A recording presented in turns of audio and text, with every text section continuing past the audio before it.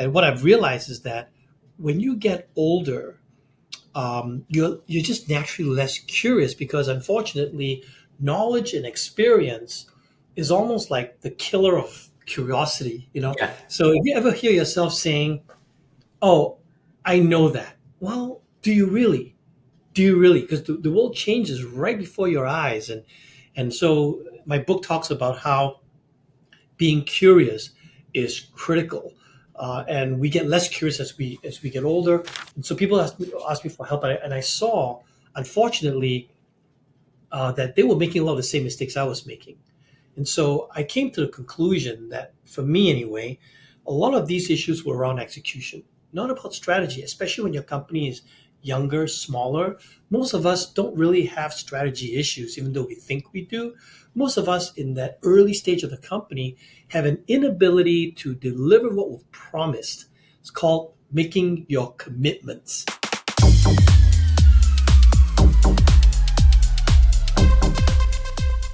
Hey, welcome to this week's episode of The Freedom Experience. I'm your host, John Moncrief, and today I'm excited to introduce my guest, Patrick Thean. He's an international speaker, a CEO coach, and a serial entrepreneur whose mission is to help leaders build great companies and achieve their dreams. Now, Patrick's journey began when he was named Ernst & Young Entrepreneur of the Year in North Carolina after growing his first business to number 151 on the Inc. 500 list. Since then, he's been on a mission to share his wisdom with CEOs worldwide, guiding them through the complexities of leadership and high growth success. So Patrick's the best-selling author of Rhythm, How to Achieve Breakthrough Execution and Accelerate Growth. And now his latest book talks about the CEO or the journey to CEO success and 7 practices for high growth leadership. And the book distills over 20 years of his executive coaching experience, offering battle-tested strategies that are going to help companies like yours to reach the valuations and the goals that you're trying to achieve. And Patrick's methods have been integrated into programs at EO and MIT and Cornell University, and his leadership tools have been proven to drive extraordinary success for CEOs. So in today's conversation, we'll explore the importance of curiosity in leadership, how staying curious can help leaders navigate cultural differences, foster alignment, and discover opportunities for growth. We talk about hiring for core values over skills and why aligning with company culture and fostering curiosity are essential for building high-performing teams. And then finally, we talk about execution and why it fails often and how to fix it, the role of prioritization and visualization and alignment in overcoming things like shiny objects syndrome and driving real growth. So Patrick's journey from scaling his own companies to coaching leaders globally, this conversation is packed with invaluable insights and you won't want to miss it. Let's dive into my conversation with Patrick. Patrick, welcome to the show. Great to have you on. Looking forward to talking to you today. Thank you very much, John. It's great to be here. Thank you for inviting me. Excellent. Well, the way I kind of really got to know you, I think, is your travels around the world, where you've been showing your new book, The Journey to CEO Success. And I really kind of connected with what you were doing now, reading the book at Istanbul airport, and saw you. It could have been in Japan, but I'd followed you all around the world as you were showing this new book. And that's what got me really excited about the book.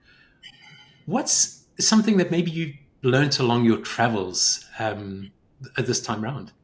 Yeah, my travels were both business and pleasure. And I've had the privilege of serving customers in multiple continents. So I think I went to Singapore. I served a public company in Singapore, served the CEO and the executive team. And then I went on to Korea. I went on to Japan, and Japan was more for fun.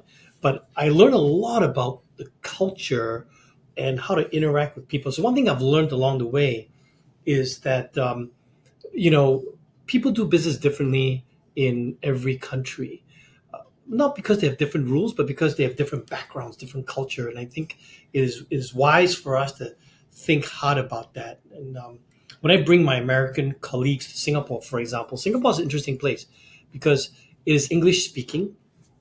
I'm from Singapore. And we all sound the same. So we speak perfect English and sound the same. But culture is a little bit different. How people receive what you say can be a little bit different. And so I've been, I think, a child of multicultural my entire life. And I grew up in Singapore. I came to the US to study when I was 17 years old and had all the culture shock at 17.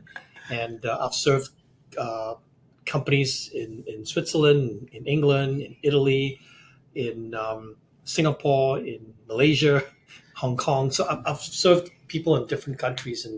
And the key lesson I'll share is first, be very curious about what people are thinking, what the culture is. Don't assume that when they say something and put it in our mindset, whichever mindset you're from.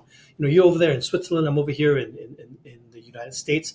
So wherever we are, we're going to have our filter, Yeah. our mindset, our filter. So just be really careful that when somebody says something from a different culture, it may mean something a little bit different from what you expect because you have your cultural filter on. This was one of the key things, or the key um, parts of your book, out of the 7 systems, is being curious. And we do live in a world now where we are hiring people all over the place. It's not sort of the geographical community that we live in where the business is based. So we really need to be able to tune into this properly. And Yes. And what? my client in Singapore is very interesting. It's about multicultural. They have someone who is of Dutch descent. They have a couple of Americans. They have Singaporeans. And even Singaporeans. Some are very very deep in local Singapore culture, and some are kind of like me who've been like exposed to the United States, or some been exposed to Europe. So it is a melting pot. And so I see today more and more the companies I work with in the executive team is multicultural right there in the Yeah. executive. Yeah. This was, I guess, something that I noticed about your book was, of all of the systems seem to, and I think I was saying this to you before we hit the record button, that they all feel like they deal with, maybe it's not the right word, but the softer issues in the business, or the softer side of the business, people, core purpose, things that very often CEOs shy away from. And I think in my experience, that's one of the big barriers to their growth, to so leadership and growing the business, is dealing with the softer side of the business. So I'd be keen to hear your take on because it's obviously a big part of your thinking in writing the Yes. book. Yeah. I would say that it's that you call it the soft side. I call that. I guess I think of that as the when I wrote the book. It really came from a place of I've been coaching and helping folks for 24 years. And I invited Michael Prager, my Yeah. first customer, who's still my customer after 24 years, not sick of me yet, to be my co-author, because I really wanted to glean like the best learnings from various customers and Michael. And so what you have in that book is 7 key practices. And it's interesting that it's on the softer side in the sense that the one chapter on key performance indicators would be the one about using it as a leading indicator. Yeah. So what I believe is that most of us, we get into a rut. We get used to certain key performance indicators. We get used to certain practices. And then we get surprised. We get blindsided, right? If you've been in business long enough, you've been surprised. And when you're surprised on the negative side, not a good thing. To me, it's like getting slapped on the face, being smashed with a freight train, and it's always very expensive. So I think I talk about key performance indicators to think about them from the perspective of leading indicators. Now, you started by asking me about curiosity. I do think that, especially if you've been in business for a long time, and I turned 60 last year, celebrated my 60th birthday. And what I've realized is that when you get older, you're just naturally less curious because, unfortunately, knowledge and experience is almost like the killer of curiosity. Yeah. So if you ever hear yourself saying, "Oh, I know that," well, do you really? Do you really? Because the world changes right before your eyes, and so my book talks about how being curious is critical. And we get less curious as we get older. So Michael and I would talk about some of the best hires that he made, and most of the time we make the mistake of hiring for skill. Okay. We talk about it. We'll say, hey, we really should hire for values and culture. But I've seen my clients, and even I've made that mistake of, oh my God, this person has such great talent. Yeah. You hire that person, the person comes in, and it's just all in water with the company. It's like, oh my God. And that was a very expensive mistake. Well, that's one. The second one would be, we thought they had the same core values. They came in, but then they use their experience as a hammer. It's like, hey, can you please explain to me why we should do it this way? I don't have time to do that. No, just do it because I said so, because I've been there and you Mhm. haven't. So anytime someone says that, I'll say, please stop, because you should really use your experience as a sieve, as a sieve to understand what you can bring to the table for this different company, and then use your experience to help develop somebody else. Now, to do that, you got to be curious. You got to ask yourself, well, what is it about this unique situation that I just don't know about? Yeah. And I found that when people do that, it opens their minds and they begin to see things they didn't see before. So I think I'm trying to help a lot of my clients, CEOs, to see things that they haven't seen before. And I guess you say it ends up being on the softer side, which is great. I never thought of it that way. You gave me a gift today, and you shared that with me earlier. I was like, that made me think. And so therefore, I'm applying curiosity now. I'm saying, okay, well, interesting. You said it's on the softer side. I'm thinking now, like, what do I not know about the softer side? So Yeah. that's how I'm reacting to that, right? So that is a learned practice for me. I wasn't, I think that, look, I've coached Michael Prager for 24 years, and most of my clients I've coached him for many, many, many years. My What I do to stay fresh with them is I ask myself, when I walk into this meeting with Michael Prager, what is he going to share with me about him that I don't yet know? And then it becomes like I get excited and I get rejuvenated to have that coaching session with Michael. Because otherwise, you can think about it, right? I mean, I've been coaching this guy for 24 Yeah. years. Why isn't he sick of me yet? And why am I not sick of him yet, right? I mean, it cuts both ways. So for me, I turn on curiosity and I say, what don't I yet know? What don't I yet know about this guy? What don't I yet know about his company? It's a moving, living company. Things have changed. They always change. So that's kind of my way of, I think, maintaining my presence to be 100% present for my customer, not get bored, not think I already know something. I may know something, but Yeah. it's okay. It's okay to open myself to curiosity. I love it. Look, I just want to go back to the hiring side of that. Though. So when you're out there looking for the right people, and you kind of find that they've got the core values, they've got the skills, how do you start looking for almost making sure that they are actually curious? Because a lot of times we do hire people into the business who we think can make a big difference, but it Yeah. doesn't work out. So how do you integrate that into your hiring process? So the first thing I would say is, how many questions do they ask? So are they more interested in impressing me about them, Yeah. or are they more interested in me? So, I heard years ago, I attended a conference and with Jim Collins, author of Good to Great. And Jim Collins said in his speech, he said, spend more time um, being interested, less time trying to be interesting. That stuck with me. And so if you're interested, you are more curious. And so that's one of the tells I would look for is that person more interested in learning, or is that person more interested in showing off how good or how strong that person is?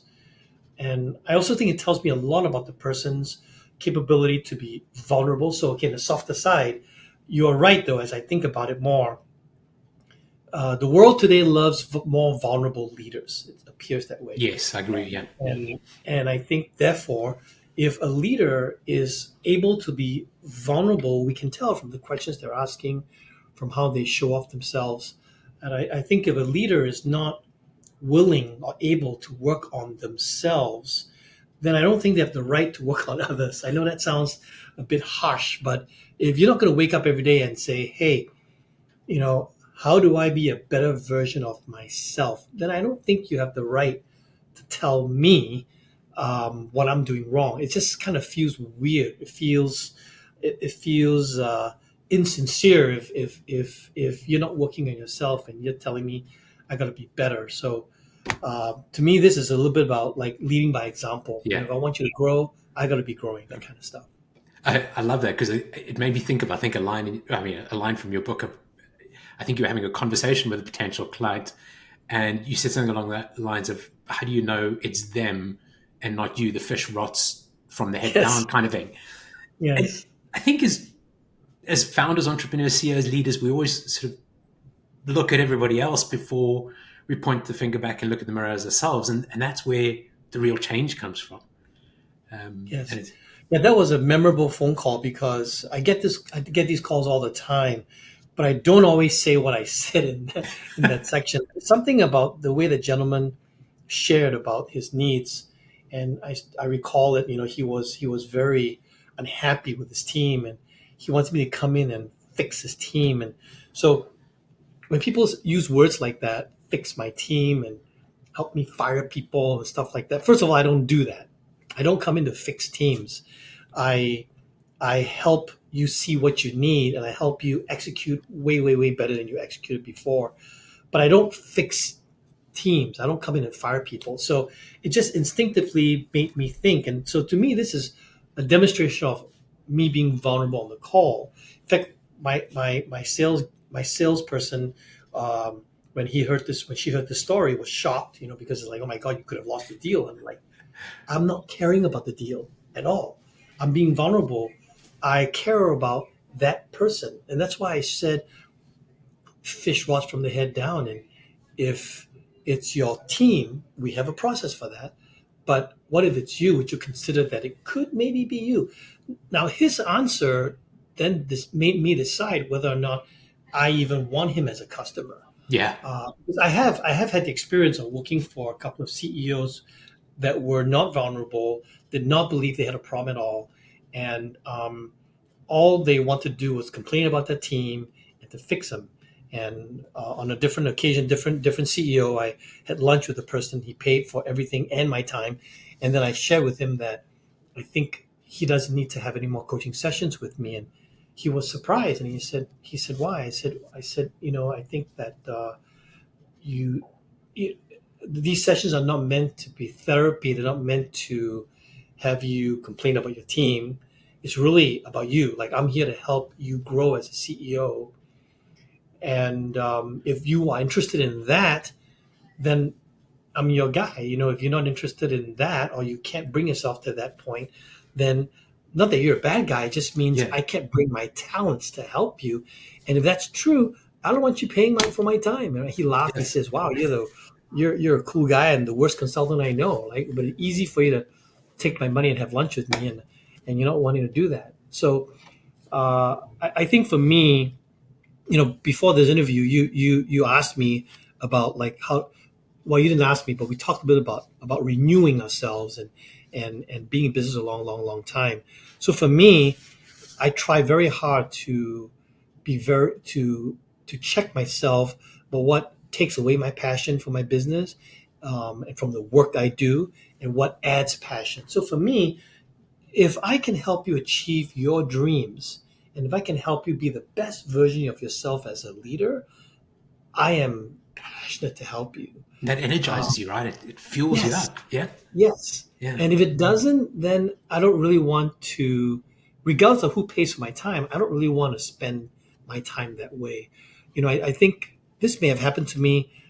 A life story I'll share with you is when I was in my 40s, one of my mentors shared with me that he learned that he said it took me 50 plus years to learn this, but I only want to work with people I love. He said it's so easy to care for people I love. When I work for people I don't like, my God, it's just hard to care for them. So when he shared that with me, I thought, you know what? I don't have to wait till I'm 55 to learn that. He just taught me that. And so I was 40 and I said, okay, moving forward, I will only work with people that I want to work with that I think I can love. Otherwise, I don't want to spend my time there because he explained to me how precious time was. I love So it. I Yeah. saw the world from a 55-year-old's perspective when I was 40 years old. And I said, why do I have to wait till I'm 55 and look back and regret like all the hours I've spent with people I don't enjoy? I can start today, So I kind of use that as my mantra to say, okay, I'm only going to work with people I enjoy, I love, and I've seen that actually that works really well for me. Yeah, and I mean, I think I listened to an interview with you and Michael, and you could see the sort of dynamic in the energy between the two of you. As you've been working with him as a client for 20 plus years, gone to the point where you've actually created a book together. It's an amazing story. You really have to love your client to be able to do things like that, I guess. Well done. Yeah. Brilliant. Thank you. Thank you. Brilliant. I was quite interested in what you were saying about how we change over time. You've been coaching for 20 years. Before that, you had a different life where you built up a business, Medicis, and you went through many of the same challenges yourself, I guess. What were you Yes. like as a CEO back then? So, back then, that's the early 90s. That was 1991 when I started Medicis, and I was young and dumber than I think I was. So, I started my career at Oracle Corporation. I was a consultant there, and I was there for 2 years and 9 months. And Oracle's a great place. Oracle's at the time, Oracle was the kind of place where you could pretty much do anything Yeah, as long as you're delivering, working towards the right goals. Our managers, my bosses were very open to creativity as long as we achieved the goal and got to the goal faster.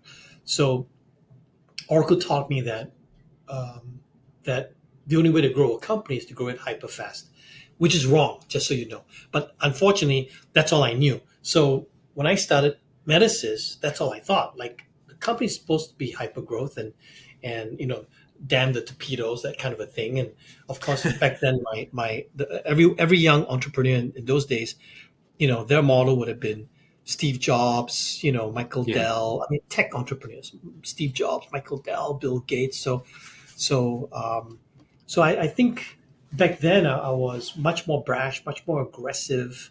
I didn't have kids. I worked 24/7, and so that was what I was like. I've always cared about people, in spite of that aggression and drive. I've always cared about people. So we grew that business very quickly. We sold it in 7 years. We were number 151 on the Inc. 500, and we won a lot of awards along the way.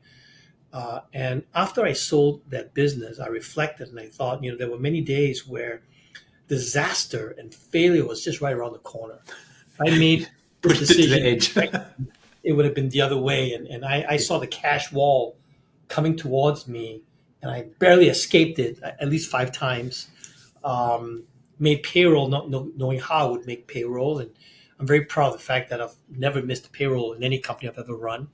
But those are stressful times, and so from the outside looking in, we looked very successful. But from the inside looking out, I felt like I was just running from one crisis to another, solving one problem, and was with a combination of intelligence, instinct, and guts got me through a lot of these things. Made some of the right decisions, and the wrong decisions that I made, I was able to escape them like Houdini.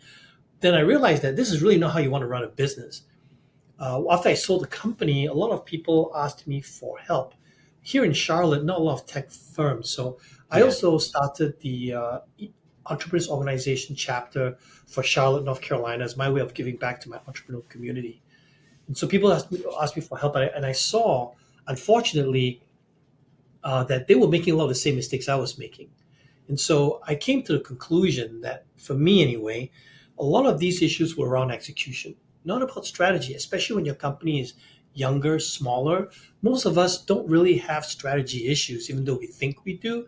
Most of us in that early stage of the company have an inability to deliver what we've promised. It's called making your commitments. yeah. And so I really began to realize that, wait a minute, if we could really focus on making our commitments, a lot of our problems would go away. And so that really started the genesis of me thinking for the last 20 years, like, why is it that CEOs and companies don't make it? Why is it that they can't make their commitments? And why is it that the failure rate of CEOs and founders are so high? It's really high. Like if you look at, it's a really tough job. I mean, if you look at companies which are say north of 10, 20 million, most of them are run by the founders. Most are run by somebody else. Yeah. Now, if the founder chose a different path, that's fine. But a lot of them were replaced. That's not fine. No. So I care deeply about the CEO, the person that is ultimately responsible and accountable for the success of the company. I think that person has a rather lonely life if they're not careful, and I just want to make their life better. And more importantly, I want to help them achieve their dreams because they're dream chasers. I think of myself as a dream chaser, and all my clients. Every company started with a dream. Every company started with someone thinking they're gonna do something, whether it's great or something small, but it started with a dream, right? You don't just, unless all you want to do was make a penny. Yeah. But most of us don't do that. Most of us are like, we want to bring this thing to life. We want to do this one. So usually these all start with a dream, and sometimes along the way, people may forget their dreams. Life drags them down, and they forget the dreams. I want to help people reignite their dreams and achieve their dreams. I love that. Yeah. That's so important. I mean, going back again to what you were saying about execution as the issue here and the failure rate of CEOs, I'm curious about what you're thinking. I mean, why is it that we're just so bad at executing, and what's the problem there that we've got? So I believe that most of us we don't have enough time and we don't prioritize correctly. So when we do what's in front of us, and that's why my first book actually, or my previous book, Rhythm, gives a process of thinking, planning, and doing. Yeah. And it's so simple, a fifth grader can understand it. You want to think, you want to plan, and then you want to do the work. And I think this probably came from, I'm an engineer, I'm an electrical engineer by training. So I think as a software engineer at Oracle, I learned the importance of analysis, strategy, analysis, and design before you write even one line of code. If you don't do that well, then you end up doing a lot more time in quality analysis, quality assurance, and correction of code. Which, by the way, nobody likes that. Like nobody likes to spend X amount of time writing code and then more time correcting their mistakes. Nobody likes that.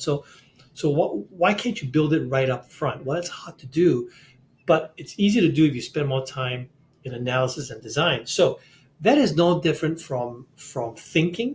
So lots of times what happens is entrepreneurs and CEOs get excited about an opportunity and they prioritize it without thinking about the other things that they should have prioritized. Yeah. And then something else happens, and so now they tell the team, whoa, wait. I need you to do this thing as well. Okay, well, I don't have enough energy to do A and B. Which one do you want me to do? No, I want you to do both. I want you to do A and B. Okay, well, what about C, D, E, F, G? So if you don't prioritize, then what happens is your team begins to flip flop between A, B, C, D, E, F, G, and as you this is called task switching. As you switch tasks like that, you can't focus. So your time, from an efficiency standpoint, really goes down. You get less done, frankly. Yeah. So Stephen Covey had a lot of research about the power of prioritizing. Right, he called it "put first things first." One of his 7 habits of highly effective people, and I believe that to be very true. I think that we need to spend enough time thinking to decide what are the things we're going to really focus on. And then we got to spend enough time planning so we all agree on the how. How are we going to do the work? Now, most people don't do that. Most people think that they're done with planning once they have decided what they want to do. But in my book, I talk about how it's important to visualize, to get full alignment. And that's really about how we're going to do the work, how I'm going to collaborate with you, how you're going to help me, how I'm going to help you, etc. And then finally, go do the work. Now, when you think of it that way, it's hard to do that because you got to believe that the time you spent in thinking and prioritizing the planning piece, in spite of the fact that you have a crisis going on, you're still better off pulling yourself up, thinking and planning, and then attacking the crisis. So I think it's counterintuitive because instinctively you're like, my house is burning, I gotta put the fire out, right? But before you put the fire out, yes, I agree, but take a bit of time to think about your approach to the fire. Think about and then plan your extinguishing routes so that no one gets hurt while you're putting out the fire. Right? Do that a little bit versus just rushing in and putting out the fire. So I think instinctively we all want to just rush in and put out the fire, but really God gave us a brain that makes us different from all the other animals. So we should really use that brain and spend more time thinking. By the way, I've made that mistake many times too. Yeah. And one time it was really funny. I was stressing about something, and my daughter, who at the time was very young, I think she was like 12, and she saw me stressing, and this is my second daughter, and she said to me, her name's Nicole, and she said to me, "Dad, it's simple. You already wrote the book on it. Think, plan, do." And I thought, oh my God, okay, so take a breath, and just start thinking about it. And as I started doing that and relaxing a little bit in the thinking process, my brain got out of the vice. And now I saw multiple ways to solve the problem. Whereas before that, I only saw one way to solve the problem. And I'll assure you that if you only have one way to solve a problem, it is highly likely that it's not the best way, right? So if you just take your brain out of that vice, think about it a little bit, ask somebody, you might find two or three more ways to solve the problem. And so over time, I've learned that I need to be a little bit more patient. Like, I come up with solution one, solution two, but until I hit solution three and maybe four, I probably don't have the best solution yet. So it's actually taking that moment to step back and just say, hang on, let me think about this first. Yes. There's always going to be fires. Let me step back, think about them. What do we got to focus on this quarter, this year, whatever it is? What are our priorities? How does this fit in? And what are the options for solving it? So it's not going to take us, kind of derail us too much. Because I feel like most of us entrepreneurs have that shiny object syndrome. We either, let's grab the latest trend for marketing at the moment because we've got to drive more leads, or let's go over there and do this, or this customer thing's on fire, so we should implement something. We've seen something else. And as you say, it stretches the team a mile wide and inch deep, and they never get anything done. Yeah. And it's just step back, think. Yeah.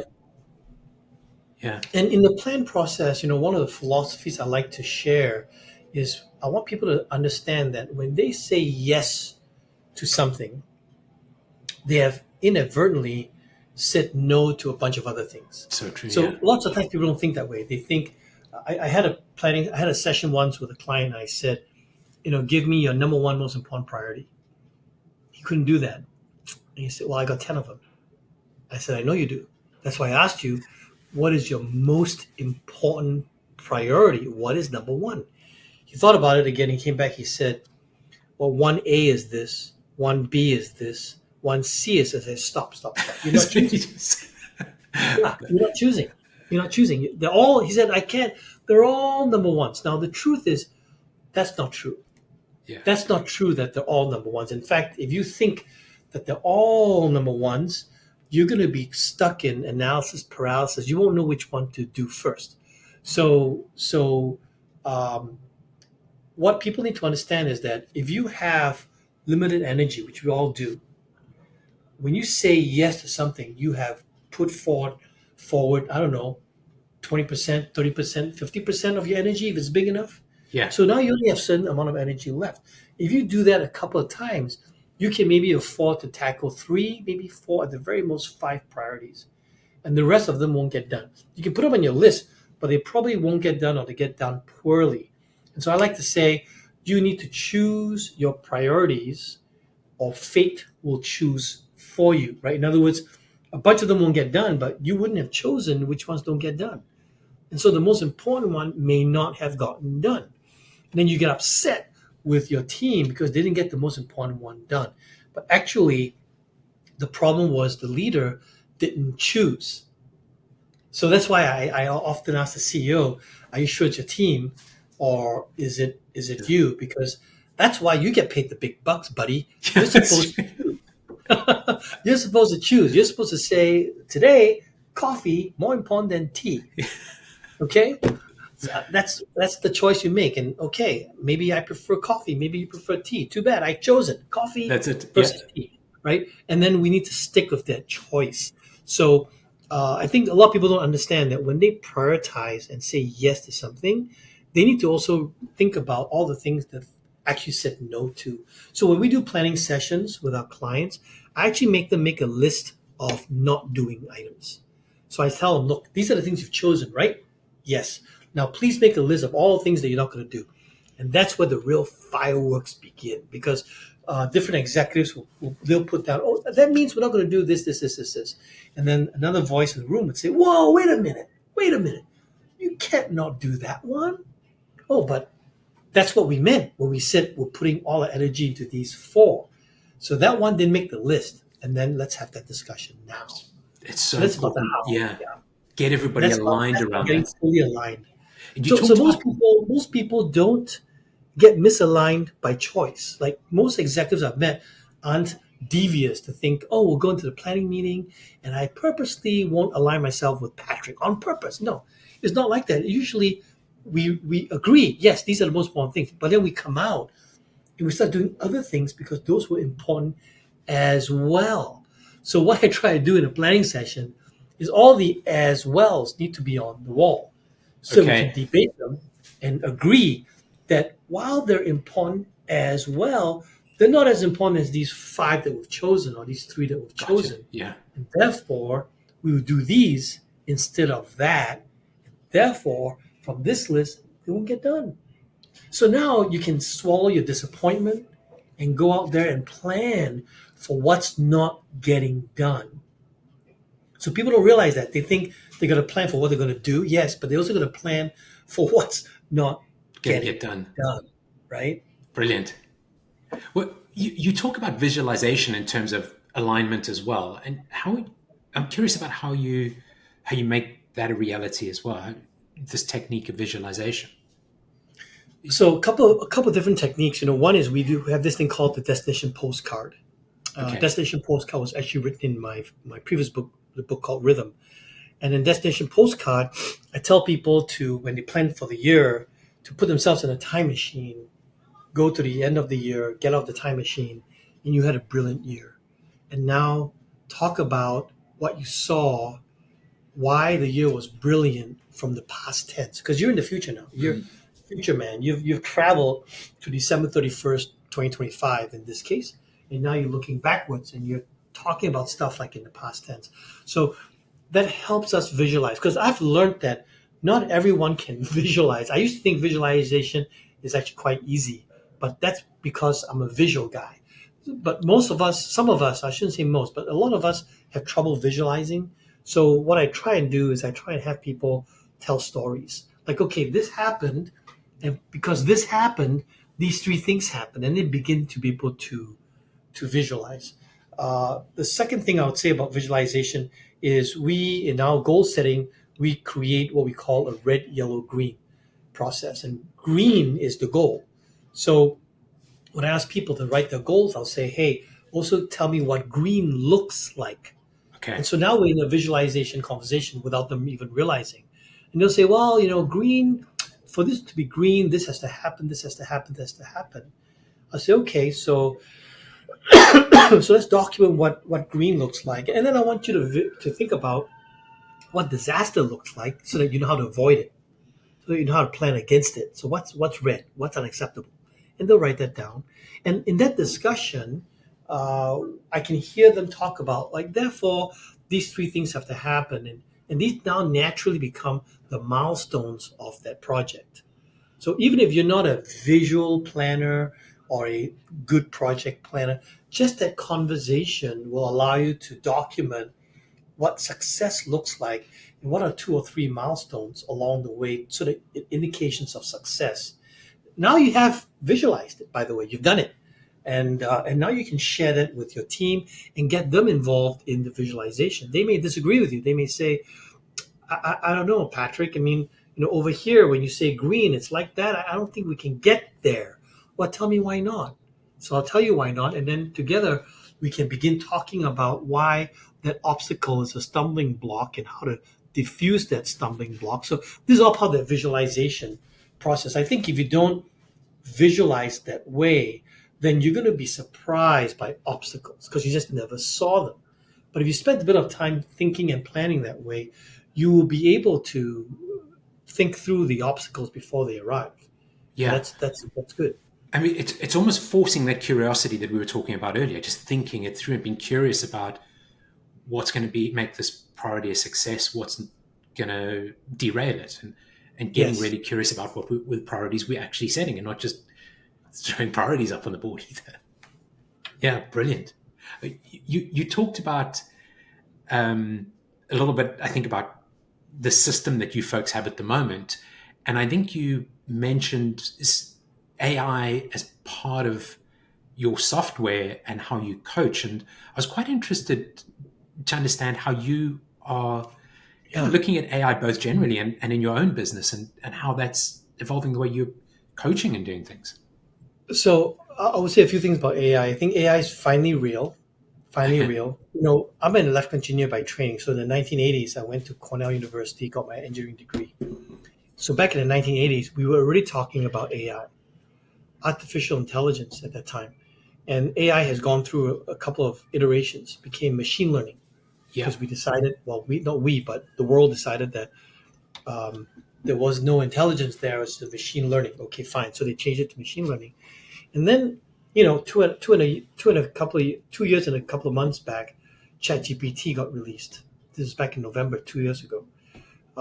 So ChatGPT released to the world is 2 years and 2 months old. Yeah, that's Released to right. the Yeah. world. Well, of course it was. It had its previous versions that were unreleased to the whole world yet. But I would say ChatGPT, when it came out in that November, that was 2 years and 2 months ago. Now, if you think about it, in 2 short years, it has revolutionized thinking already. So AI, for the first time, uh, is really, really here. Now, I say that because as an engineer, electrical engineer, I was surprised when I was in school to see that it takes about 20, sometimes 30 years for technology to come from the lab into the world. So it's been a long time for AI. So people may think AI happened overnight, but AI didn't happen overnight. It happened over decades of work and research and different iterations. So it's here. I would say, first of all, most people I've talked to uh, fall into two camps. Either they are like embracing it or they're dismissing it. And I would say to whichever camp you fall into, don't allow fear to be why you dismiss it Yeah. because it's not going to help you. Like it's here, whether you like it or not. It's kind of like there's certain principles that you just don't have a choice. Like, you know, my office is on the fifth floor here. If I jump out the window, I will die. I mean, it's called gravity. Gravity. It's called gravity. I don't like it, but I step out the window, I will die, or I'll break my legs. I mean, I'll probably die 5 floors up. I probably did. Yeah. So, There's a good so chance. Yeah. yeah, it's gravity. I don't have a Yeah. choice, right? So AI, you don't have a choice. It's here and it's real. So I would say for those of us who are afraid and dismissive, I would suggest that we replace fear with curiosity. You don't have to like it, you don't have to want it, but you need to think it through and understand it. And so the first thing you should ask yourself is, what is it that I don't yet know about AI? What are the assumptions I have made that are blocking me from really understanding this? Now, if you're on the other camp that is like, oh yeah, embrace fully, this is great. Same process. Like, what is it that you don't know about AI that maybe you should be a bit afraid about, but you're too excited. You're not even thinking about that. So same process. Like, what is it about AI that you don't yet know? What should you learn? Therefore, you then have a more balanced approach to AI. I can tell you that a lot of people I've talked to are already making the mistake of thinking about AI purely in automation. Like, Yeah. oh, okay, it's going to do the boring things for me. It's going to be my No, internal. Yeah. that's correct. That's called automation. That's called automation. So, um, you know, this is Mike Prager's story, not mine, but he had to do 7 speeches for his parents' I think it was his parents, like 60th wedding anniversary or something. So a huge party. And he said, how the hell am I going to write 7 speeches? So he took his stuff, sent it through ChatGPT, came back out, and then he didn't use what ChatGPT gave him, but he took what ChatGPT gave him, and it formed the base. It helped him with his creativity. Yeah. But he got 7 speeches done in 1 hour, not by getting ChatGPT to write it for him, but by using ChatGPT as a tool to assist him. He got it done in 1 hour. He said, Patrick, no way would I ever been able to have written 7 speeches that were witty and cute and nice and honored my parents in 7 hours. So It's that kind of baking the cake and then you go and ice it. And you think of that yeah, so that's celebration one cake. way. That's one way of using it. And I would suggest that everyone should be curious, think about AI from an intelligent perspective, not from an automation perspective. Because if you do, you miss most of the picture. So AI is different in that we as we as people are used to the idea of automation. We're not used to the idea of using using something that could help us refine or help us do a bit of thinking ahead of for us. How can AI be your thinking partner? Yeah. That's different from automation. So I think every company should be thinking about that. If you think that, oh, you know what, my company is safe because we're not, whatever categories you have, we're not ABC, so AI is not going to touch us. We're safe. Um, no, you're not safe. In fact, you're probably dead if you keep thinking that way. So you want to be really curious. You want to ask yourself, what can I go learn? What can I and I've talked to some of my clients who are saying things like, hey, when we consider a vendor, if they don't have some thinking or strategy of how AI is being used in their business, we probably don't want to work with them because that shows me that they're not forward thinking. It shows me that they're not being going to become more efficient in the future. We don't want to work with them. So again, not Yeah. because they don't have AI, but because by not thinking about it, it's already demonstrating that they're going to fall behind. So I They're think showing it's that steps. sort You of just have to think about it. Yeah. that finite thinking in a way. Yeah. Yes. And So I back to think, remember, plan, do. yeah. Apply think here. Spend Okay. time thinking and apply curiosity. Make yourself more open to learn. I remember that with the cloud computing when we shifted to cloud.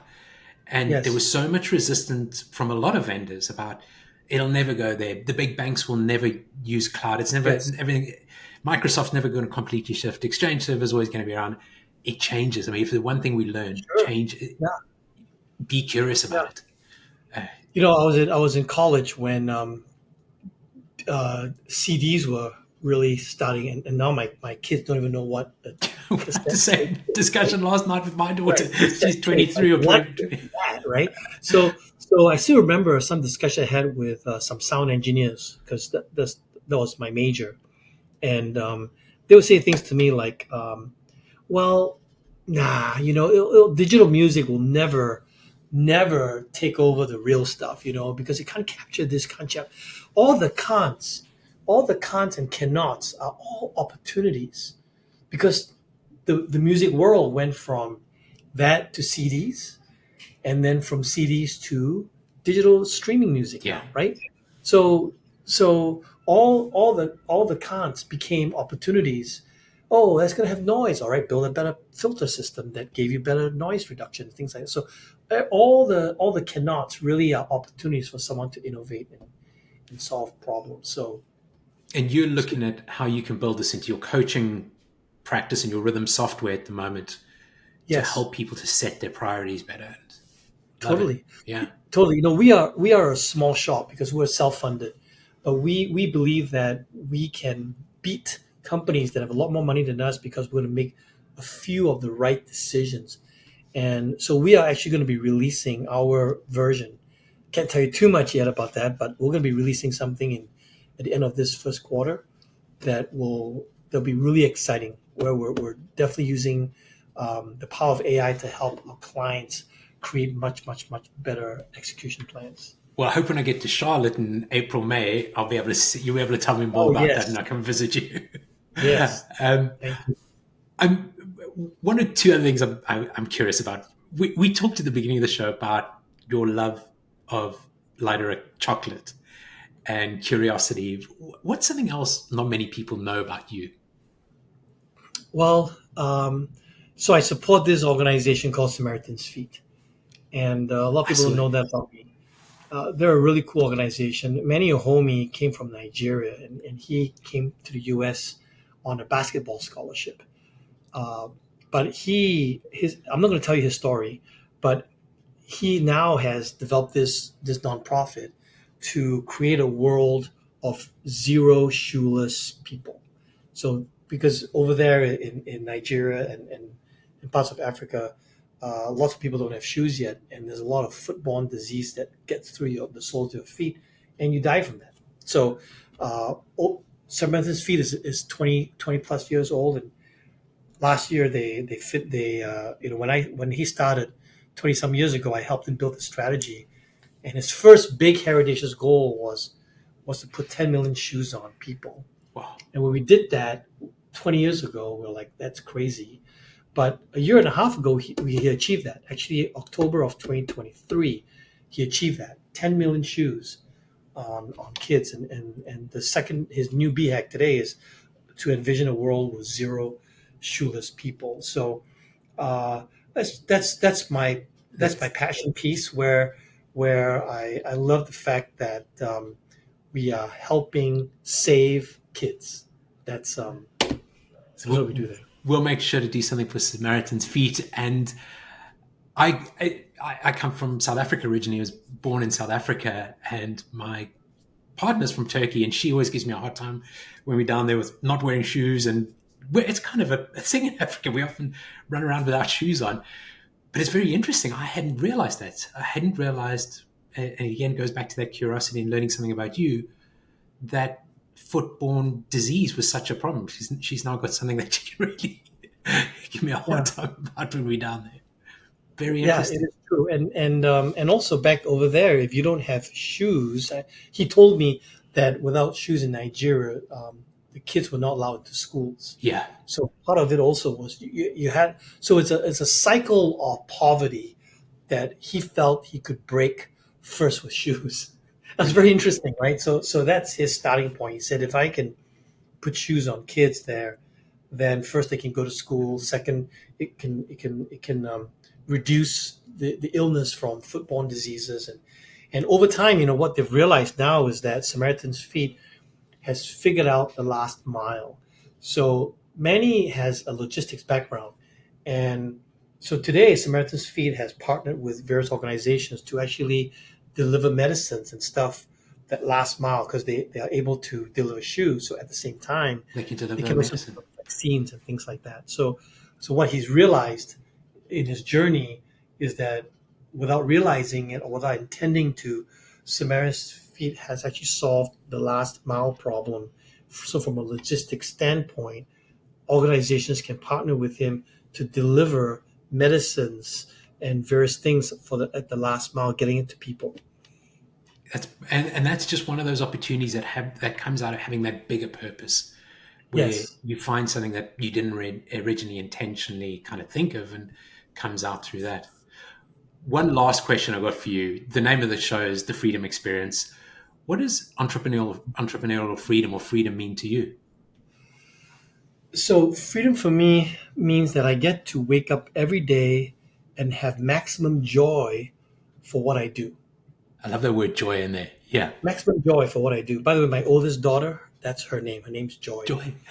Yes, her name is Joy. So maximum joy for what I do, and I think that that's a fragile thing that we have to nurture. I think that as an entrepreneur, there are times when you no longer enjoy your job.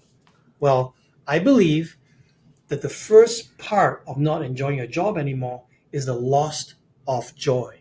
You lose your joy.